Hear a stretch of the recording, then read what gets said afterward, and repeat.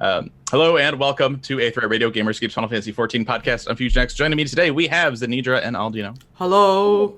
PAX West is going on. I keep saying East when I'm talking to people at PAX West, and they're looking at me like I'm crazy. I keep mixing them up for whatever reason. PAX West. Strange. Where am I again? PAX West. There we go. Yeah, so PAX West going on right now. I was there yesterday. Had a chance to sit down with Natsuko, Ishikawa, and Takeo Suzuki from the Final Fantasy 14 development team.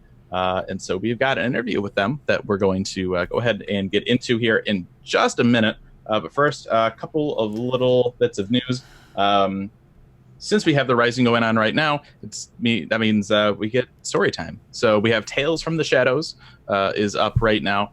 Just like we had Tales from Tales from the Storm and Tales from, I forget what they were called Tales for from Heaven's the Word Blood. Storm. But it's those little character-centric short stories. So make sure to go check those out. And also here, announcement for the next live letter from the Tokyo Game Show for September 15th. Mm-hmm. And I love this because it's going to be at 9 p.m. Pacific. Wow. On That's Saturday, so September 14th. I don't have to wake up early for this. Yeah. I don't have to set an alarm for 3:30 in the morning. Start during raid. It's fine. We can see it. We can just have it on the side. Right, because we're not doing anything else. Yeah, that won't be distracting at all. The main focus of this will be live done letter, by then. The main focus of this live letter is going to be Yorha Dark Apocalypse, and Yoshida-san will be joined by Yosuke Saito and Yoko Taro. So, if you're interested in seeing what they're going to be doing for the Alliance raid for Shadowbringers, I think everybody is. Yeah.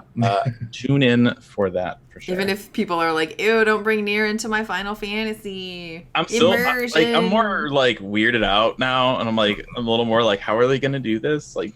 It's odd, but it's going to be a trip. Yeah, we'll check it out. September 15th. No. Yeah, I think right. That's what you said before. So this is interesting. Okay. The header for this on the Lodestone, letter from the producer live, LIV, I can't, Roman numerals, from the Tokyo Game Show, set for September 15th. Yeah. Date and time, Saturday, September 14th. Because it's at midnight. It's at midnight Eastern too. Yeah. Oh man. So it's both. Right. It's 15 for them and 14 for. Yeah. I don't. That's weird. That's weird. People are gonna look at both? this and be like, "Which is it?" Both. Maybe that's why they did it. They'll be like, "Which midnight in the morning is it?" Well, it's the one between 14 and 15. Yes, that's true. There you go. All right. Anyway, so that's coming up. Make sure to check that out. We'll make sure to have a summary up for that after. Now we're gonna go ahead and jump right into the interview. And again, if anybody is at PAX, or even if you're not at PAX, because they're going to stream it, there's a panel tomorrow, 2:30 p.m. Pacific. They are going to be in the main theater, so that should be, I think, PAX 1 or just PAX on Twitch. I forget how they name their channels. They have a lot of them. It will be streamed, so make sure to check that out if you are interested. It'll also be on the 14 channel, so if you're confused by the PAX channels, then just go to that one. Yeah, you will be able to find it online to watch. Mm-hmm. No Google's issues your buddy. There you go. So my first question for them was, I said the downside of talking before the panel is I don't know what you're going to talk about. So I was wondering if you could briefly go over some of the things that you worked on for Shadowbringers. All right. And I'll be Suzuki. I am the design and art leader for Shadowbringers. Primarily working on character designs, background designs, cutscene design. I supervise those. And I'm Ishikawa. I handled the main scenario narrative for Shadowbringers, as well as working with the design team for the requests they made for graphical assets, as well as the sound team for background music requests, and also deciding on when those items would be used throughout the narrative. Mm-hmm. What are some of your favorite things that you worked on from this expansion? There were so many things to work on throughout the expansion, so each one of them has a heavy weight. That is a cop-out question, Ishikawa. Well, I will say though, when she can be very animated. Oh yeah. When she talks, so I asked her this question, and she just kind of leaned forward, and she's just like, man, I don't know if I can. It's like I'm like I don't think she can pick a favorite. Right. Like there's just so many. Yeah. That's So good many though. things. Yeah. I mean, I love everything about the narrative. So it's like, yeah, you know what? I couldn't pick a favorite. I'm not even a part of it. I could- there and just goes yes. Yes. I couldn't pick a favorite either. I could pick a least favorite, Oh, sure. but this isn't my interview, so Even though you're Ishikawa right now. yeah. Not Yeah. There you go. Suzuki, or me. I keep forgetting that I am, having an existential crisis. Anyway, with any expansion, we have many elements that go into it. But from a design perspective, especially character design, we're able to introduce new races. So that's something that I was excited about. With regards to character design, we have new wardrobes for the characters. They're usually a little more original, but Thancred, for example, just has the Gunbreaker armor. What was the reason for that? Ishikawa says, from a realistic perspective, with the Scions, of course they're part of that element that brings life to the story and sort of brings in some additional color to your adventures. Their wardrobe has been updated for the expansion, but we also introduced new characters like the Crystal Exarch, blah, blah, blah. And of course Emmett Selk played a large part as well. And they were a completely original design.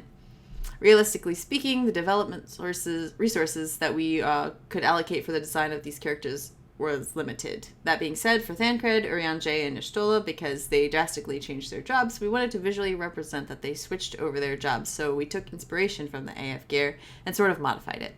Mm-hmm. In some cases, more than others. Yeah. Yeah. Just a little bit. To be fair, like, Urianger just straight up is in that. Yeah. Yeah. And it's, it's interesting too. Like I did ask this question, but at the same time, like, I really love that white Gunbreaker coat. Oh, yeah. Like, it looks Oh, it's good. good. I can't wait to get mine up and be able to dye it. Yeah. When starting Shadowbringers early on, the story branches. You can either go to Amarang and visit Alice, or go to Cluja and visit Aldianaux. Did that option to choose provide any narrative challenges? We decided to have that option to go either way so that we can prevent bottlenecking. So we would have the players decide where they wanted to go and not gather in one spot, which I think we all kind of knew. Yeah. We didn't want to guide our players by saying, well, typically I think players would go and join up with Alice or Aldianaux. We wanted the players themselves to make the decision instead of holding their hand. We made sure that both options are viable and it's not leaning toward one or the other. Yeah. And I mentioned, because, we knew bottlenecking, right? Yeah. Mm-hmm. And so I was like, yeah, I remember Raoban. And I'm like, Yeah. I think this was a good option. She's like, thank you. Yeah. When traveling to the first, one of the things that I enjoyed was seeing a lot of the similarities to zones that we have in the source. What was it like creating the first and deciding where to add these pieces of familiarity? So Suzuki says, if everything was just a one-to-one mirror between the source and the first, it would have been easy. From a design and lore perspective, because these worlds were split into shards long, long ago, we do want to, of course, pay tribute to the original one. But with any of the landscapes, from the plains to the forests to the beaches, we wanted to introduce different elements. It wasn't about where do we bring in familiar elements, but the base is the original, and then where do we incorporate the different elements? That's how the design team looked at it. From a lore perspective as well, the base terrain would be the same between the source and the first, but they have different history. Plus, on the first, we never really had a calamity, so some of the areas affected on the source by the calamity may not apply to the areas on the first, and that's the thinking that the scenario team was thinking about. That was a sense.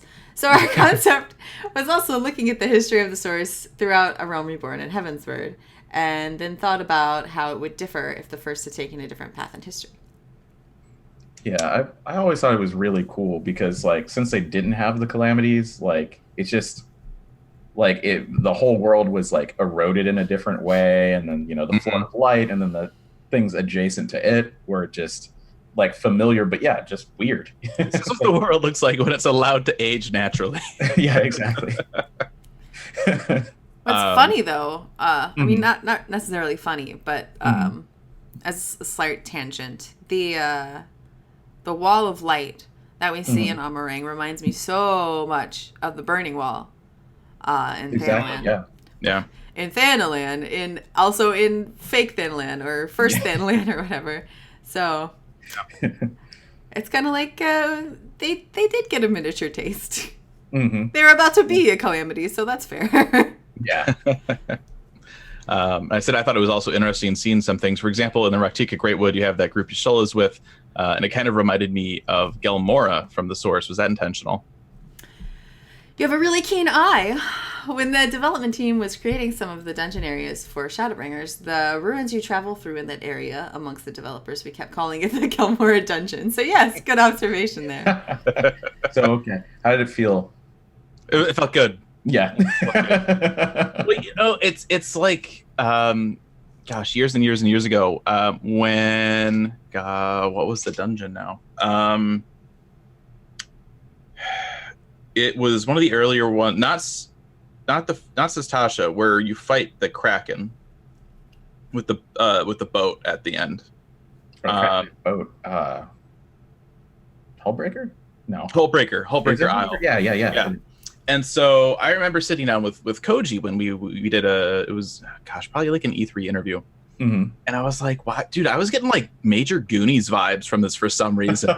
Right. And he just looks at me and goes, I was like, okay. That's great. It's like, yeah, we were going to have like the boss named like One Eye Jack or something, but Legal was like, No. I also thought it was interesting with Ilmeg, which is the first version of Korthus, where we had the Dragon Song War. All right, everyone's at war, but with Ilmeg, Man isn't there anymore, and everyone is talking about how much they miss Man and how Man was so great. Mm-hmm. I lost that question. Okay, it's in the middle. Yeah. Yeah. It's not bold. It's interesting you say that because, yes, with Heaven's Word, it was depicting a narrative about how man and dragon were at odds with each other. But in the end, they came to terms with each other. With the first one, you go to Ilmeg, which has the feeling of Kurthus. After their resolution was that man was completely gone. There was some intent that the scenario team did have in taking the history in that direction. So, yeah, I remember at the media tour, I was like, man, I'm gonna hate this stupid zone. I'm gonna hate Ilmeg. I don't want to be here. Or I'm gonna hate Ilmeg. And then when we're playing it, I'm like, this is my favorite zone, and I don't know why. And now I know why. It's just where I am from as a giraffe. This is my home. It's okay. So the first. They're just elves, right? Duh. Like, why could I not remember their name on the first? But I just felt at home. I think I had that same thing last time we were talking about which race is which race. Like, well, Ellison or elves? Oh, how did I forget that? Because I'm like, I remembered Mistel. Yeah. Mm-hmm. So random, but I remember that one because when you send a message to the wrong person, what is it? It's a Makote. It's a Mistel. Anyway. Yeah. I asked Suzuki-san, out of all the different designs of Shadowbringers, do you have any favorites, either favorite characters or favorite armor sets? He responded, with the introduction of the new race, the character designs were really cool, especially for the Hrothgar. This is a very beast-like, not humanoid, and it was an interesting experience to be able to create something so different because it was the first time we had taken on that challenge. Unlike the Al-Ra from the previous expansion, we weren't able to incorporate into the game as much as terms of the narrative. With the Hrothgar, we were able to work on it quick and bring it to Ishikawa-san and the scenario team and have it incorporated into the narrative as well. Not just as a playable character, but as a part of the story we were telling. So that was really cool. Of course, so that it could be incorporated into the gameplay experience, the art team had to work on it pretty early on, but we worked on creating the Hrothgar race throughout, so that's another reason why I have an attachment to it. So I guess, they started it super early and he was working on it for so long that it was like, this is my favorite thing. Imagine how sad they were when people were like, Hrothgar. Ugh. Right, exactly. Could you imagine his response to that? Like, no, but these are my babies. One of the, he's talking about, the narrative, and I think that was one of the biggest problem with the Al-Ra. You think, okay, they came out in Heaven's Word. The most Al-Ra focused storyline was Alexander. Yeah. Right? It took them a whole expansion before they're like, check out the steppe. This is where the Al-Ra are from. It's like, okay. Everything you ever wanted to know about Al-Ra culture. Mm-hmm. This took them another couple of years. Yeah. Sad. Yeah. And then I asked, on the other side of things, what are your favorite areas from the expansion? Suzuki's like me, apparently, which is good because I'm reading its answers. In terms of areas, of course, Ilmeg is something that is very unique, so it's one of my favorites, as well as the final zone of Shadowbringers. I'm glad that you... So yeah, full disclosure. There are spoilers in this. Yeah. So the way that I've written it, I did tweak a couple of things, like the final zone. They said the Tempest originally. Yeah. But there's not enough in there that really gives anything else away. Yeah, exactly. Next couple of questions, they're bolded, they're red.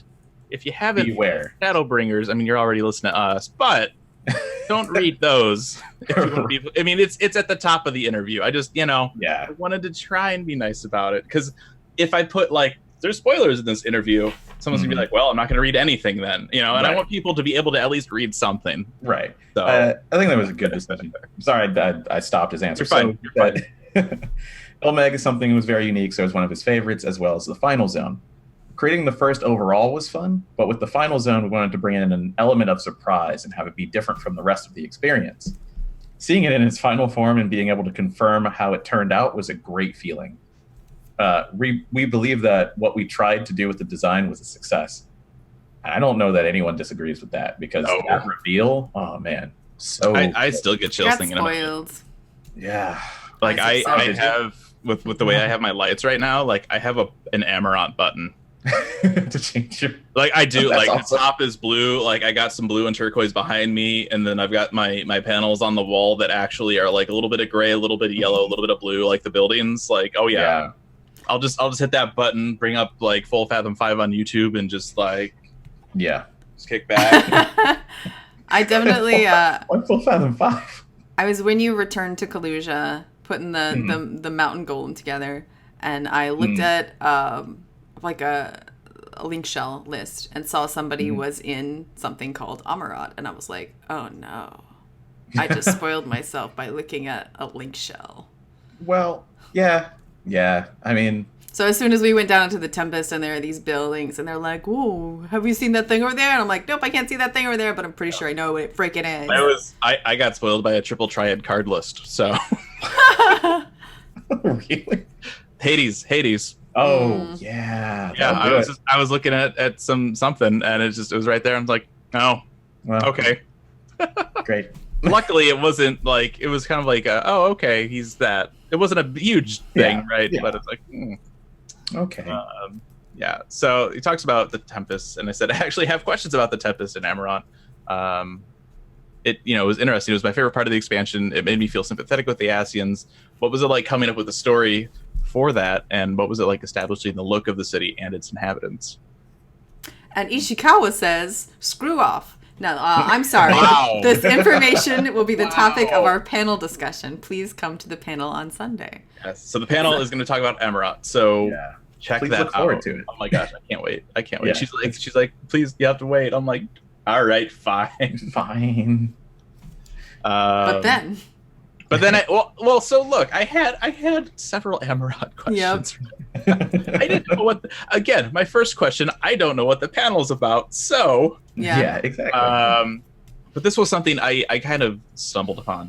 One of my things lately has been just like, I've been, again, I said I love that track from the Tempest Full Fathom 5. Oh yeah. And every week I'm like checking out like YouTube to see if there's like any more arrangements that people have made. And one time when I was like Googling it, it popped up a section from William Shakespeare's The Tempest, and I was like, whoa, that's interesting. Yeah. And so I asked them, Amarant has references to some literary piece of works. Thomas More's Utopia, where Amarant is the capital of Utopia. In this city, they have the Aniter River. We have Academia Aniter as the dungeon. And then, of course, there's William Shakespeare's The Tempest. And I asked her, I'm curious if there are any other works that you looked at or drew inspiration from. So with the naming, of course, the scenario team and lore team worked together, and then the lore team would establish the names for the different areas. In the discussion between myself and the lore team, we thought, how do we describe this area of Amarat and the capital and what it's supposed to be representing? We thought about this sort of utopia type place where no one has to labor, but everything is still happy. Of course, Yulmore had its own vision for what their utopia is, but Amarat would be different from that philosophy. when we were thinking about how Amarat is more about a complete society, what kind of wording do we use to describe that? That's when we did look at Thomas More's Utopia and decided Amarat would be an appropriate name. So bingo. There you go. Yeah, it's always weird asking like questions like that because we know lore is, that's the group that helps to name stuff, lore and localization. And so it's like, they all work together. So, yeah, I just remember having this giant like light bulb, like holy crap moment. Cause I actually started to read into this section from The Tempest with this Full Fathom 5 lyric. And I'm reading it and I'm like, I could see how this is like, obviously it's not exact, but it's definitely it's relevant, relevant to Amarat and the story of the Ascians. It's really crazy. If you are curious about this, look it up. Just Google like Full Fathom 5, The Tempest, Shakespeare. You'll find the passage for it. It's crazy. It's crazy. That's the kind of stuff I love to just like stumble on, right? One of the bigger elements from Shadowbringers is the Crystal Exarch. When did you decide that you would bring back Grahatia? We definitely had the idea by the time we got to writing the narrative for Shadowbringers. Of course, when we introduced the Crystal Tower series and the conclusion that it had, the team did have this feeling of, we would love to have him come back in some way sometime. And we still hadn't pinpointed when we wanted to introduce him back. Those two ideas existed, and when Yoshida brought up the idea of Shadowbringers, when we were trying to decide on the story and the central gimmick of where we want to take the narrative, it felt it would click to have him come back, and it was appropriate at the time. Yeah, I love how they'll just do it. They'll just like, okay, this is Crystal Tower. What are we going to do with it? I don't know. It'll come back up. And then it does in this spectacular way. It's so, I just don't understand. Like, it's so awesome. I would love to be in the room, right? Like 2.0. It's like, all right, well, we need to do some stuff. Let's add another moon and destroy it. Okay. We want to go to this other planet for 5.0. What do we do? I don't know. Time travel the Crystal Tower. Okay. I cannot wait for 7.0 with the Great Serpent of Ranka uprising. Yeah. That just leads armies of Void sent to other shards, and it's going to be great. I don't think Xenedra wants that expansion. I'm imagining them with just like, a board with little like magnets on it or something, and they have like Crystal Tower time travel first, and they're like, got it. All right, and they just have all these things. It's more out of a there, dartboard, like, and they're just, all right, I hit that. Yeah. Okay, what was the was it Family? It was South Park. South Park with like the Cartoon Wars. Oh yeah, where they come into like Family Guy, and it's like a tank full of like manatees, and then the balls have just words on them, and then the manatees like pick out the different things to combine. Yes. More interactive Manatees. darts. Yeah. Self darts? I don't know. It's great. And I asked, the design of the Crystal Exarch is interesting with how he has the crystallized hand. How was it designing him? With the designing of the Crystal Exarch, I wanted to make sure we laid out how we got to where he is in the story. So when I made the request, I explained that he would have become one with the Crystal Tower, and so parts of his body were starting to crystallize. When we were trying to decide which part of his body were starting to crystallize, we remembered that he had tattoos on his neck and parts of his hand. We wanted to make sure we hit those parts. That makes sense, actually. Yeah. It makes a lot of sense. So Suzuki follows up with that background established, the concept art design is requested and the rough draft is created, and that concept goes to my team and the 3D team where we build the character model. By the time the order came to the 3D modeling team, the image was already fairly established, so there wasn't much trouble bringing that to life. That said, there's a request from Ishikawa-san that we wanted to hide his face, and that was a challenge. So the face was sort of darkened on purpose. Typically with 3D model, we just want to use lighting to show highlights and shadows. But with the Exarch, we purposefully darkened his face so that he was unrecognizable. Yeah. Couldn't even look up that hood like, hey. Yeah, it's literally just like... And it's interesting. We have another question too in a little bit that'll talk a little bit more about lighting and stuff, which is really interesting. I said it's interesting you mentioned him becoming one with the Crystal Tower, because when I saw him, my first thought was Nero in the World of Darkness. During one of those last cutscenes, he starts to kind of crystallize himself. Yep. The reason why Nero started to crystallize versus the Exarch were technically different. But it was an element that we wanted to bring to players' attention to notice that commonality between them being afflicted by Crystal Tower. And I felt that nostalgia of, oh yeah, I remember that happened before. That's part of what makes this expansion so great. Like, even if stuff isn't directly connected, I mean, first off, they make the story so they can connect whatever the hell they want, right? Exactly. They can make it. But even if it's not, they can still make nods to things. And I think being able to pick up on that is part of what made the expansion so great. Yeah, it just adds layers on top of the already good story, and then you have all the callbacks that, make sense, and then you have these small ones that you're like, is that? And like you'll get this idea in your head, yeah, it definitely is, and then we are getting and that's the problem too. I mean, when you're a little more invested of a player and making content and talking about the game all the time, right? It's one of these where it's like, that reminds me of that one part. All right, time to go check out the longest journey in my house. I need to follow up on this now. Like, what was this all about? And the coolest part, I think, is even if you check it and it doesn't really line up with what you thought, it might give you a different hint at something else. Right? Oh yeah, definitely. I asked with Shadowbringers and a lot of the cutscenes, some of the expressions on the characters feel like they've been improved, and I asked about what kind of work went into that. In terms of the players' movements, and this will be talked about at the panel, but we did increase the motion that we added to characters during the cutscenes to about 1.3 times the movement compared to Stormblood. In terms of what we were specifically particular about in creating these cutscenes, that will be in the panel. But there was something we couldn't fit into the panel, so we'll share it with you here.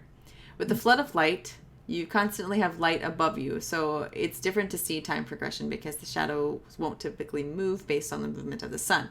It was hard to feel the passage of time. We actually used that to our advantage. When we made these cutscenes, we were able to adjust it so the lighting hit the characters perfectly in that situation. And we froze time to speak, so to speak, to eliminate them properly. That's really cool. Right? That wasn't even something I had thought about, but yeah. It's like, hey, it's perfect. It's perfect lighting. It's great. You said time progression, and I heard time compression. Sorry. But that's just, that's... I mean, it's appropriate. We'll probably get some of that pretty soon. I really hope. Look forward to the FF8 remaster coming out next week. Exactly. That's totally what I was referring to. So Suzuki said, with Final Fantasy XIV, everything moves in real time, which includes the weather and the time. That's one of the selling points, is that we're telling the story in real time. But from an art team perspective, it does pose a challenge to create this set image. So it brings a challenge to if we were raise the quality or improve upon ourselves in a visual representation. For example, because the story is told in real time, there may be certain scenes that would look visually stunning if it was nighttime and the light was shining at a particular angle. But realistically speaking, we wouldn't have that specific moment if the player runs into that part of the narrative during the daytime when it's sunny out. It would be washed out and kind of ruin the picture. With the narrative of Shadowbringers, where the lighting is pretty much set, we would create the cutscenes and then go back. Because we don't have to worry about the brightness of the sky, we can adjust the lighting to present the visual elements better. We're able to go back and look at the different cutscenes we created and tweak it so it had a nice visual presentation. Because, I mean, just as we were saying, it's like a free pass. Yeah. It's like, here you go. It's like in other games, it's like, oh man, we got to have real time shadows. It's going to look horrible if we got to check it at every single point in the day. No, I mean, they say that, but there have definitely been exceptions. They do. Oh, yeah. Though. I mean, that's the thing, and it's weird because it's obviously it's something that they've had to consider since forever. Yeah, and I've never really thought about that. Well, they definitely, there are cutscenes in the game where they're like, you're just gonna pretend to wait a little bit, and then it happens. That's like true. Like the Astro cutscenes. They're talking about stars. You're looking at stars. It's gonna be at night. It's just, you can't see them now, but they're up there. Yeah. Look at that. So. There was a last bit from... After that... Oh, there is a tiny sentence on the next page. Oh, My bad. Yeah. But now that the Warriors of Darkness have brought back nighttime, we have lost the ability to do that. It's all our fault. I would just you guys like screwed to it up. apologize on behalf of all players to the art team. I'm not sorry. I mean, I guess the other benefit too, right, is depending on what kind of a cutscene is. If you're inside somewhere, you know, that's lighting. Like you can do that. Do whatever you want with that. But yeah, I thought that was really interesting. Talking about graphics too, something I've been curious to ask for a little while now. For those of you not familiar, Yoshida, I don't know if he's still doing it or not. He was writing columns in Famitsu. Where he would talk a little bit about the dev process and some behind the scenes stuff. And one of the things that he talked about, and this is the question now, Yoshida-san has written in his Famitsu columns about how the graphics pipeline is old, and how the team is using kind of tricks to make things look better. And I was curious if you could talk a little bit about what you do to maybe make things look less dated. And Suzuki-san says, it's true. There's a manual effort to make it look good. This might be a very granular example, but if a character has a hood that they can put on and take off, these days with modern technology, it's not very difficult to have the motions to do that. But doing that in real time is actually quite challenging, especially in Final Fantasy XIV. The graphics team and also the cutscene and presentation team would have the character model with the hood on, then a separate one with it off, and we would manually have to switch over so it looks natural and seamless. Another example is the Crystal Exarch, having that darkened face. Although it's low-tech, it's something that we utilize so it would sort of blend in and make sense in that environment. So there are a lot of manual things that we tweak to bring in that presentation. A lot of the developers have been around for a long time, so it's a very traditional way of looking at it, seeing how we can overcome an obstacle with the means that we have. A lot of the times, developers would come up with ideas that have that visual presentation and show it to people like me, rather than doing top-down instructions saying, I want it this way. So there you go. Yeah, it's interesting to me because that's just kind of the way that, like game development, even like back in the early Final Fantasy days were. It was like, how are we even going to do that? I don't know. Well, we'll just fudge it. It'll work. Right. Yeah. I mean, it's a little archaic, right? With the way that they have to do certain things, but they know that they can do it that way. Yeah. And it's, at some point, I mean, like with stuff like this, modern technology, you can do it fine. Oh yeah. Final Fantasy XIV that's using an older engine. So, there's certain shortcuts or certain, kind of like Yoshida said, there's like tricks you have to do.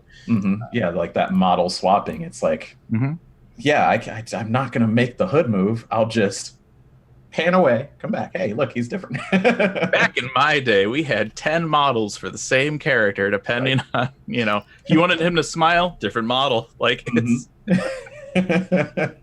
I mean, it's funny because, like, in 11, all the macros to switch gear, you just blink out of existence and come back. And yeah, because, like, they could have just made it appear there, but they're like, maybe this will be fine. we'll just blink. It's fine. Everything's fine. Yeah, it's fine. Fine. My last question: what was the inspiration behind the Great Serpent of Ronka quests? The most important question. I can't believe you did that. I can't go a day without either seeing it on Twitter or in my FC Discord.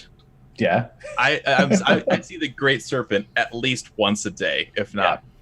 Scree. That was actually a pet project of one of the scenario writers. Of course, we have the scenario and lore teams, but one of our new members that joined us had the idea, and she kept pitching it at multiple times. I love this. She worked on several drafts after being rejected several times, and so we feel we're not worthy to speak on her behalf on it, but it's her project for sure. So it's just somebody they just brought into the team who was like, dedicated to this I have this idea here, and they're like, no. Yeah. Okay, well, I changed it. How about now? It changes a few things. How about yeah. It's funny to me because, like, one, bring her to the fan fest. Yes. That'd be cool. It's so funny that people love this thing, and it reminds me of our friend. Yes. So we have a friend who, was in school to be a kind of a 3D artist, and he had this little bird, this little mascot that he had, and he would put it on all of his, modeling stuff while he was in school. And then he got a job at Blizzard, and someone there was like, "Man, that bird is super cute. Can we put it in the game?" That is not Ganymede. No, it's Pepe from WoW. Oh, okay. Yeah, you're like, I don't play that. Whatever. I don't know that. I know the Overwatch bird. I don't know. WoW. Right. I don't. The little orange kind of two circle bird, two sphere bird. That's blue beak, orange feathers. Yeah, everyone loves Pepe, and it's like it's awesome when you're like working on it, like, and then you're like, oh man, look at this. This would be really cool, right? And then someone's like, you know what? We should put that in there. Like, how must that feel? Right. Well, this is my random. It's a little different than that. It's one of these things, right? Because she she wanted it in. Yeah. So it's like, hey, can we do this? I don't know. Like, what? Maybe we could change some stuff. Okay, sure. Like, I just wanted in. Yeah. Like, what do we got to do? Whatever. And so I did ask Essie. I actually want to try and actually get an answer from the person that came up with the quest line. Send her an email. Yeah, I did send an email this morning. Yay. So we'll see what happens. If that's something we can make work. But it's one of those things where it's so popular. Yeah. That I would just love to get a little bit of behind the scenes on how that came out. So I mean, we may never see some of the failed, like. I hope we do. Oh my god, wouldn't that be great? I just wonder. To see Originally, the great Serpent of Bronca was going to be Innocence, but that didn't work out. So the progression of stuff like that is really interesting to me. Like original ideas and how they develop into what they actually get in. I should have asked a little bit. If they get back to me, we'll see how much we can get. But yeah. if I can just get the act, what was the inspiration? If I can just get that, I think that'll be awesome. But and even better, because it has become so popular, they're gonna continue to use it. It's gonna show up other places, and that's gotta feel great for her, right? Yeah. Great Serpent of Ronca will be in Hildebrand. It has to. Oh, yeah, you know it. Has to be. It has to be. There's no way it can't be at this point. I'm just imagining right now, Greg is there and Enkidu, and Enkidu is just chasing the Great Serpent around, just like in the background of one of the scenes or something. That's gotta feel awesome though. Like, and then something weird happens where they merge together, and it's like Enkidu, the Great Serpent of this giant chicken serpent, and that's the trial for Hildebrand for 5.0. Yeah. Bird serpents? That kind of fits in with Roncan aesthetic, I think. They just they just had their manatees in the tank, and they just bird serpent. Bird serpent. Yeah. It's a real thing in a video game. Yeah. And so there you go. That is our interview with Natsuko Ishikawa and Takeo Suzuki. Make sure we'll have the written up on the website, hopefully later today. I do need to proof this a little bit more. I know I noticed a few typos while we were going through it. Like, that's not that word. I was super tired last night when I transcribed. I mean, I don't blame you at all. It was definitely one of those. Did I read that right? Yeah, it's like some of the sentences are a little weird. I mean, that's how it translation. Happens, but that'll be up on the site here, hopefully by the end of today. So keep an eye out for that. We also have a lot of other PAX stuff coming out as well. Theoretically. It'll already be up by the time this episode goes up. So if you're listeing, not live, it's already up. It definitely will be. So we've also got, like, we're sitting here podcasting. We've got Fire Marth actually at PAX right now checking out some stuff. So we'll have a lot of stuff from PAX. So keep an eye out on the site over the next week or so as we get that stuff posted. And then panel tomorrow, 2:30 p.m. Make sure to check it out. I can't wait. I'm going to be there. It should be super exciting. So being a nerd. That's right. You go. I would be being a nerd. Unless anybody has anything else to add. I mean, there are the patch notes, but it was basically Band-Aid fixes to a couple of the jobs. How are you feeling about your summoner? Could you still do an entire series of shows complaining about summoner? Yes. After this patch? Yes, it's something. I mean, it's definitely something. There were really weird scenarios, like having to have your dots up to get more damage for the ruins means if it's a new, like if an ad pops up, I have to get the dots on it. If Try Disaster's not up, that's 2 casts I have to do before I can start actually damaging it. So it was annoying. Yeah, that's true. That's about it. 5.1. Please look forward to it. That's what I'm looking forward to. So yeah. Screw the 24, man. I need my summoner fixes. Yeah, I don't even care about the. I'm like, the near stuff is cool. What are you doing? What are you doing? Yeah, I thought it was interesting. I mean, one of the things I heard about, and again, I'm not like a crazy raider, right? But like, I remember people being like, Samurai, man. Yeah. It's where it's at right now. And they got buffed. I'm like, wait. Yeah. Okay. Yeah. That's interesting. Black Mage is definitely an outlier right now. They are just, and you know, no, I'm not going to go into this. It was going to be a rant about range versus melee and why they seem to think that the damage output should be different, like how they decide which job is more difficult, you know, or which role is more difficult, because usually MMOs in general balance that, okay, you're ranged, so okay, you're gonna do this damage, you don't have to move around that much, you want a turret. But like all the mechanics in Savage right now are like, there's a lot of melee stuff too, but most of the range stuff is good luck casting, enjoy. Which, you know, it's like constant movement at oh my times. Gosh, talk about the Leviathan thing. The tether pools. No, the standing right under him thing. Okay, so I found a thing that's not a bug, but so I'm doing Leviathan Savage. We're progressing on that. Just about dead. So close. 1% anyway, death. Yeah, 1%. Anyway, no. But at some point you have to be really close to him, like way up front, to get away from, you know, those diagonal current things that are in normal too. Yeah. So I started noticing that as I'm up there, some of my casts aren't going off, and I'm like, I'm not moving. Why can't I cast? It's just not letting me cast. And I'm like, anyone else having this happen? And everyone's like, no, I don't know what you're talking about. Okay, so I'm like, okay, something is wrong. I don't know what it is. So if you're at the front of his arena, right, that square, and you're facing off of the arena, like he's in front of you, but the thing is, his targeting circle is I was just thinking, yeah. So if you face out and you don't have auto face on, you can't attack him. I don't care if you're melee or anything else. So you will hit your button and nothing will happen. But if you have auto face on, you'll notice that it turns your character towards the center of his hitbox because it thinks you're behind him. Yeah. And since you can't cast behind you or use any weapon skills, you'll drop. Interesting. You'll drop your skills. And it also happens, like, you know, during temporary current, you have to move from one side to the other. Yeah. So usually I strafe. And as you're strafing, at some point, you are definitely facing behind him. You know, you're inside his hitbox looking out of it. And so if you're strafing and you're trying to do instant cast, it won't happen. So what I'll tend to do, I mean, I don't want to turn autoface on. Like, that would fix it. I just don't like autoface. So that's it. It's kind of my problem. It's okay.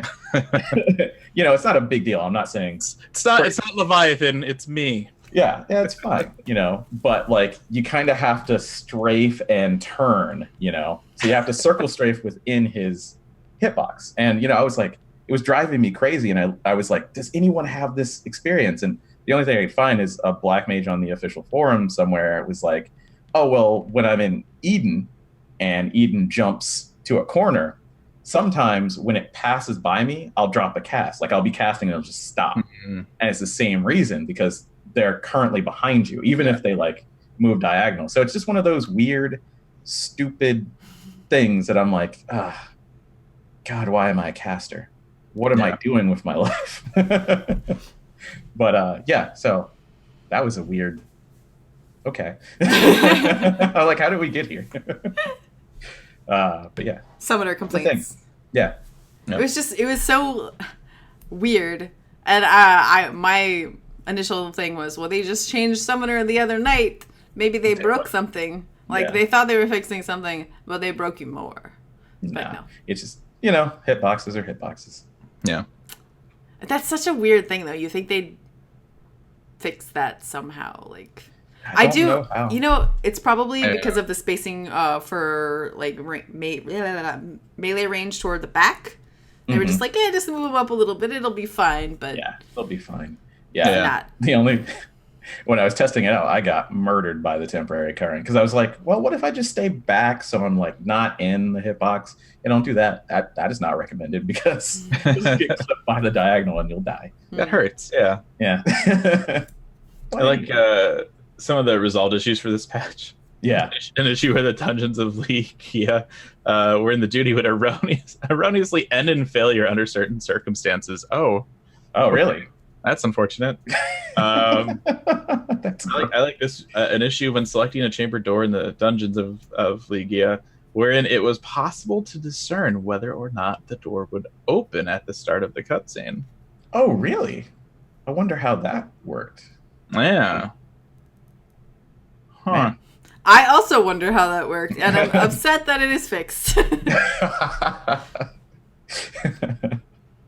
Oh, you know what else is kind of neat, and I hope they don't fix. Yeah. In maps, if you go right up next to the entrance door before the cutscene starts, the cutscene doesn't catch you, and so you can just go run up to the door while other people are stuck in the cutscene. Interesting.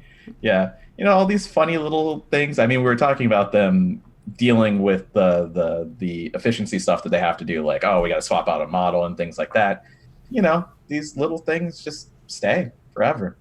I'm not going to rant about another one. That'll be on the Summoner show. So that will never exist. It won't be a show. It'll be a month. It'll be Summoner month. It'll just be an advent calendar of things that just annoy. Yeah, I look forward to October. Aldianaux is just going to complain about Summoner for the entire month. It'll be great. Oh, man, it's October. A-H-K, Tober. Like Ockmorn. I like it. I don't think it's going to happen now. But I like it. Me and Xenedra won't even be on it. It'll just be Aldianaux in a chair and a robe in front of a fireplace. No, that's Ethis. He'll have like a glass of wine. He's like, let me tell you why Summoner sucks. No, I'm just going to need like whiskey out of a jug with 3 X's on it. I was thinking like a by low ball like a bonfire with a big ice ball in it, really classy, and you're just like, nah. I mean, we can make this happen. You have the green screen over there, man. We could. Oh, dear. We'll workshop that one. Yeah. Goodness. Jeez. All right. Well, that is going to do it for this episode of Aetheryte Radio. Next week, I'm not going to be here. Good hopefully to know. Everybody else will be. You knew. I've told you this already. I'm seeing Ben Folds next weekend. I never heard of that, but that doesn't mean you didn't tell me. Oh, I told you. No, yeah, Ben Folds with Cake. Oh, man. That's a good show. Like right down the road. So I'm not going to that. Like, come on now. Yeah, I get that. Shout out to Ben Folds. Next week probably be a panel discussion. So check out the panel tomorrow again, 2:30 Pacific. It will be streamed, so make sure to check that out. And we'll see you here next week. Probably. I'm over this. Bye. If you want to email us, aetheryteradiogamerscape.com, tweet at us at Aetheryte Radio. You can also hit us up on Facebook, Twitter, Discord at Gamerscape. So there you go. We'll see you next week, maybe. Probably. Bye. Probably. Bye.